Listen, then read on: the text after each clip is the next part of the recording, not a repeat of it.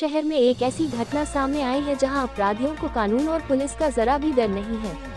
वाड़ी फलिया चकावली गली में 2 युवकों पर जानलेवा हमला हुआ। 4 लोगों ने उन पर बल्ले से जानलेवा हमला किया।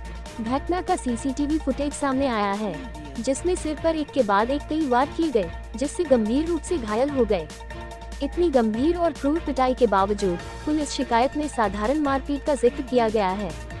घटना 17 तारीख को हुई थी। ताज़ा खबर देखने के लिए देखते रहिए स्टार न्यूज नेटवर्क। जय हिंद।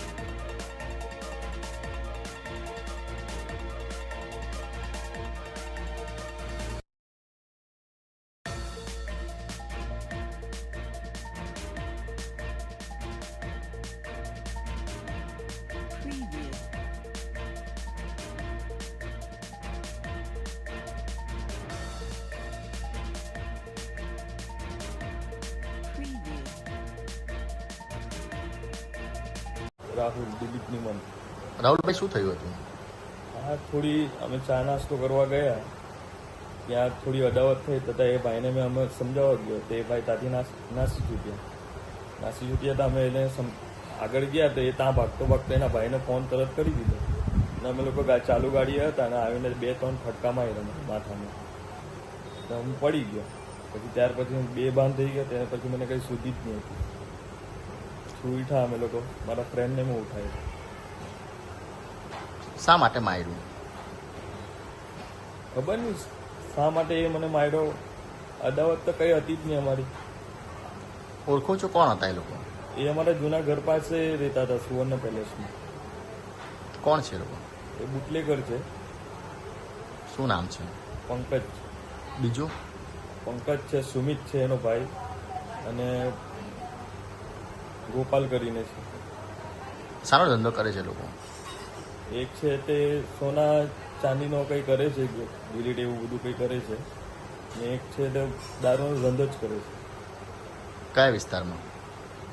આ બધે જ આપણે અહીંયા. તમને મારવામાં આવે છે. સીસીટીવીમાં પણ ઘટના કેપ્ચર શું છે? સીસીટીવીમાં કેદ છે, એ કેમેરામાં વિડીયો છે, એ તમે જોઈ શકો છો. પોલીસે સામાન્ય મારામારીની ફરિયાદ લીધી છે, શું કહેશો?